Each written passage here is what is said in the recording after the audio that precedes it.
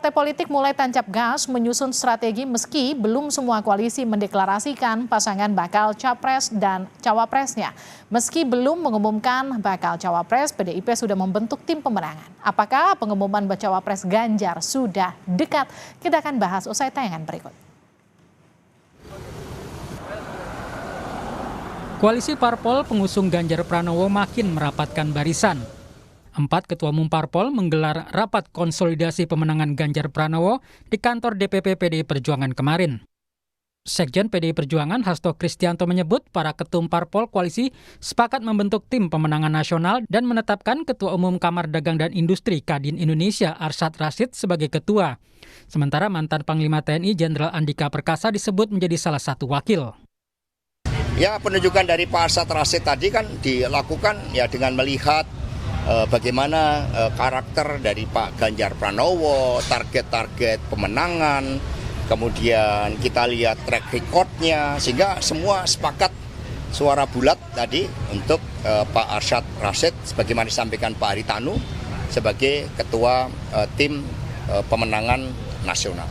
Di luar itu juga diputuskan bahwa kantor pusat tim pemenangan nasional itu berada di gedung High-End yang digunakan juga pada saat pemenangan pasangan Pak Joko Widodo dan Kiai Haji Ma'ruf Amin. Bacawa Pres Ganjar Pranowo mengaku mengenal Arsyad Rashid sejak lama. Ganjar menambahkan akan banyak diskusi dengan Arsyad dan Andika Perkasa. Oh iya, itu sudah lama dia sahabat saya. Iya. Kenapa enggak Pak Andika, Pak?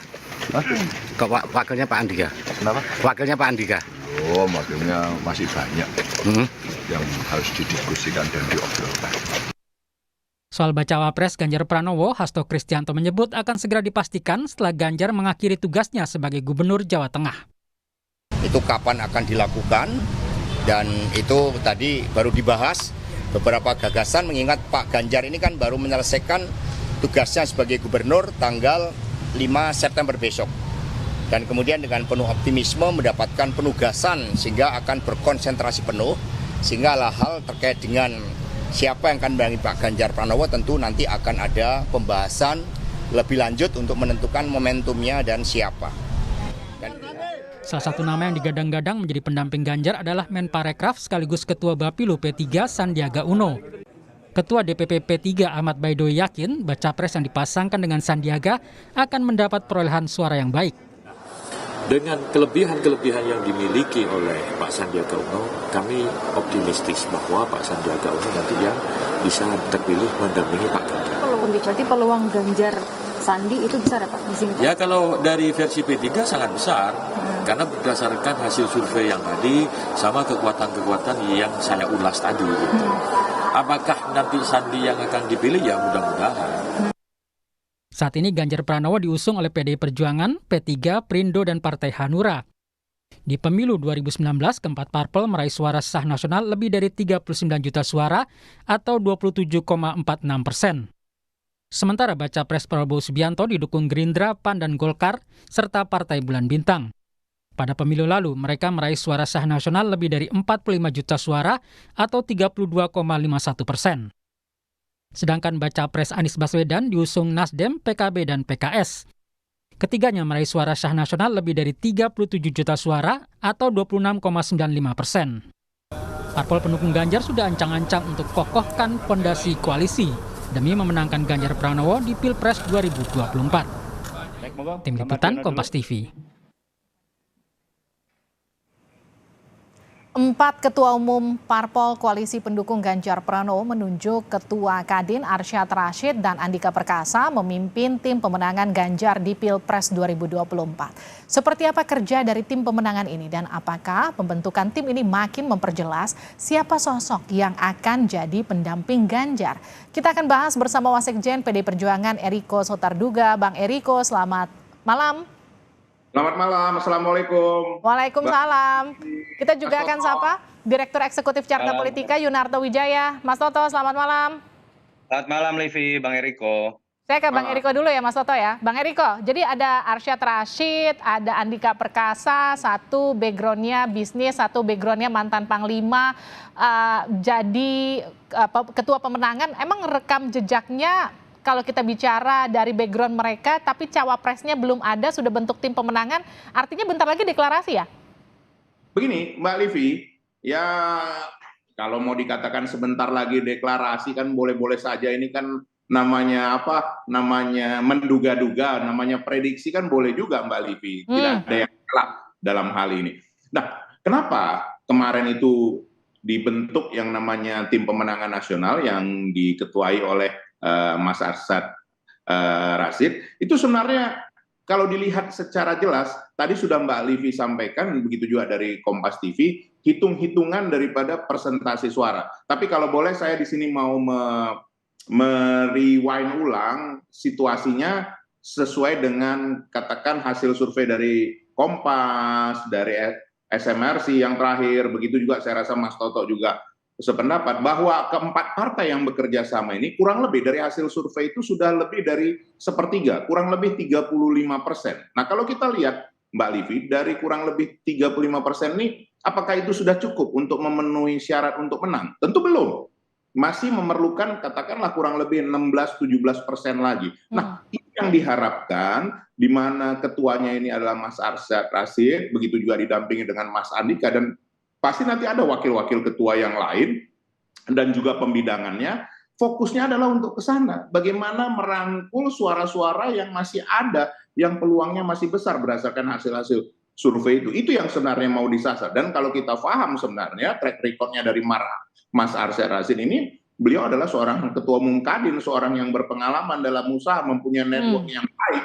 Nah ini penting, tapi juga penting juga didampingi juga oleh seperti Mas Andika, di mana Mas Andika Perkasa ini kan orang yang disiplin dari latar belakang yang sudah menyelesaikan tugas di TNI, ya ini juga perlu satu kesatuan. Jadi Mbak Livi, kalau dilihat pertemuan kemarin itu, di kerjasama kita yang 4 partai ini memang punya kedisiplinan, bahwa kita membahas semua ada waktunya. Kalau sekarang kan sudah jelas bahwa Mas Ganjar sudah menyelesaikan tugasnya. Ya.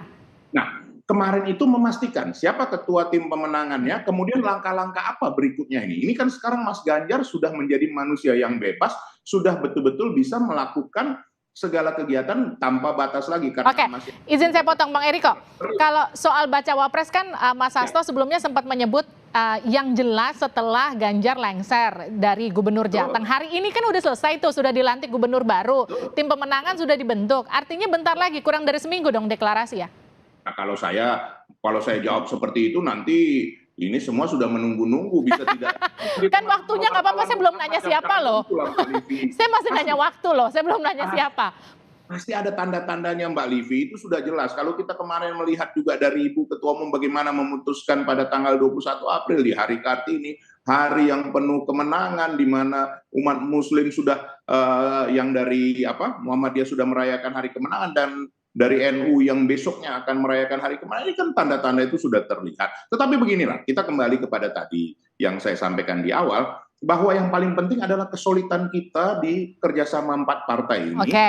Bagaimana strategi untuk ke depan memenangkan. Baik. Nah, bonusnya apa? Disitulah pentingnya nanti untuk mendapatkan 17-18% suara ini, di mana calon wapres ini juga akan menjadi perhatian bagi masyarakat. Ini menjadi, katakan menjadi suatu nilai yang menaikkan daripada Mas Ganjar dari calon wapres. Nah, itu tentu tidak bisa buru-buru Mbak Livi. Ini kan juga ada yang tadinya sudah calon, ini ternyata sudah keluar, sudah bergabung dengan yang lain. Nah, tentu kan kita harus bahas lebih lanjut. Ini nanti pertemuan ketua umum partai yang akan membicarakan hal ini Mbak Livi. Baik. Itu sudah. Saya ke Mas Toto. Mas Toto, ada nama Arsyad Rashid, Andika Perkasa. Bagaimana keduanya bisa membawa kemenangan bagi Ganjar Pranowo? Iya, saya pikir sih tujuan pertemuan kemarin pertama bukan hanya sekedar mengumumkan nama ketua tim SES ataupun nama wakil ya, tetapi saya lebih melihat menyikapi kondisi terkini. Karena kalau kita ingat kan kemarin ada sebuah gonjang-ganjing baru lah, misalnya perpindahan ganti pemain nih kan antara dua koalisi di pihak sebelah, yang kemudian memunculkan isu terkait juga dengan koalisinya Mas Ganjar. Misalnya spekulasi ketika kemudian Demokrat sekarang nih kayak layang-layang putus misalnya, lalu muncul spekulasi bisa saja muncul kemudian koalisi keempat, yang di situ muncul isu mengenai Sandiaga dengan AHY. otomatis artinya P3 ada isu spekulasi akan diambil. Saya pikir apa yang ditunjukkan kemarin itu untuk menegaskan terlebih dahulu bahwa koalisi 4 partai solid termasuk P3.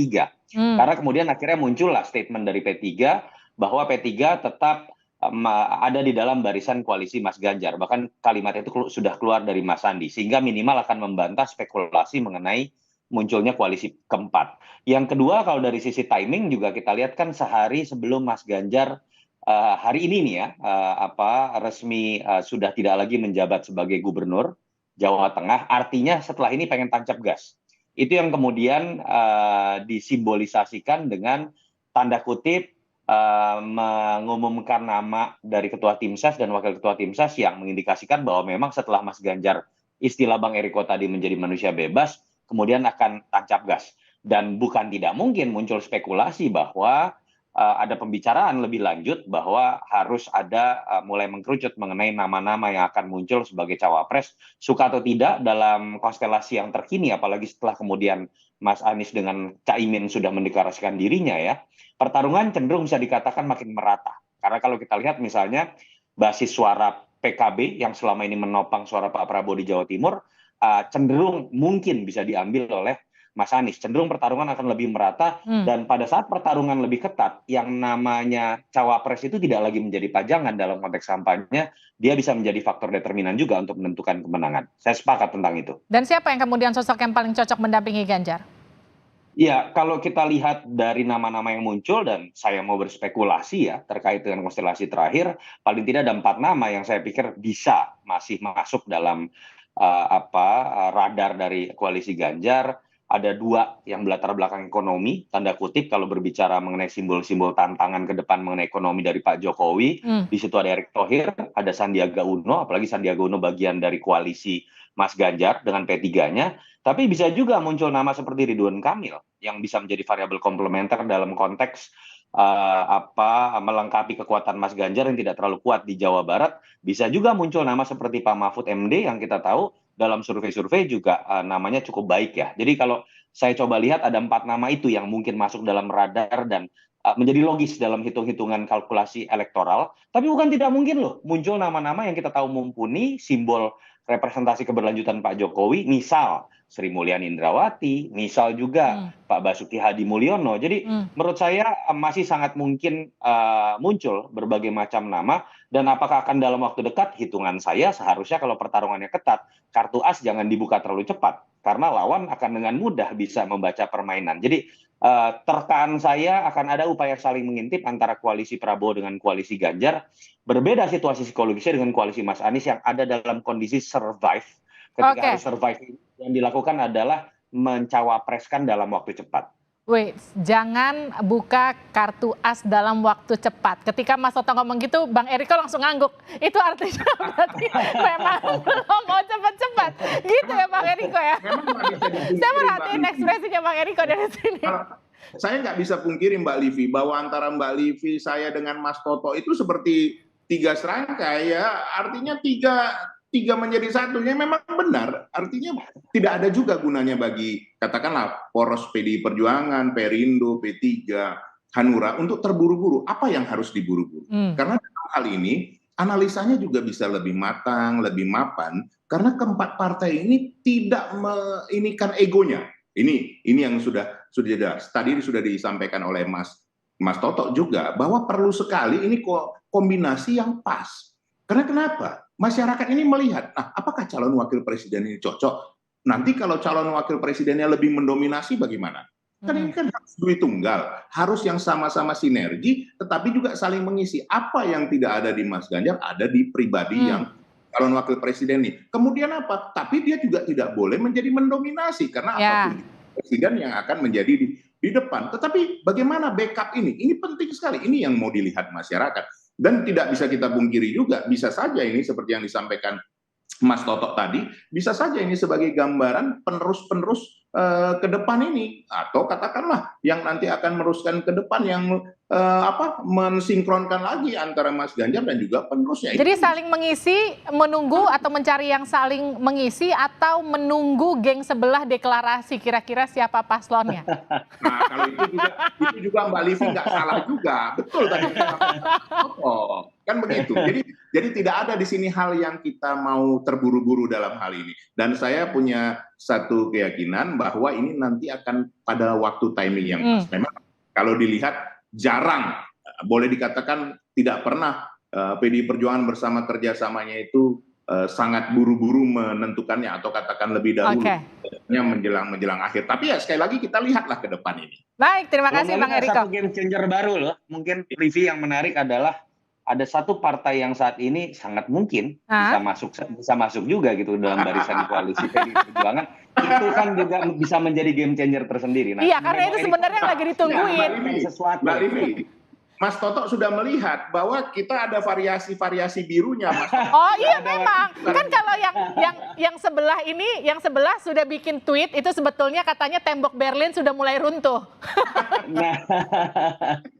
Jadi apakah kemudian pasca pertemuan Bu Mega sama Pak SBY yang katanya mau ketemu, kemudian nanti ada perubahan pola strategi dan permainan, ada terbentuknya koalisinya PDI Perjuangan, ada masuk anggota baru, nanti kita diskusi lagi di episode selanjutnya. Ya, jangan kita bicarakan sekarang Mbak Livi, nanti Mas Toto supaya kita diundang berikutnya lagi. Iya, kita masih tunggu. Bener nggak nih tembok Berlinnya benar-benar runtuh terjadi pertemuan Pak SBY sama Bu Mega. Terima kasih ya Bang Eriko, terima kasih juga Mas Toto sudah bergabung sama kami di Sapa Indonesia Malam.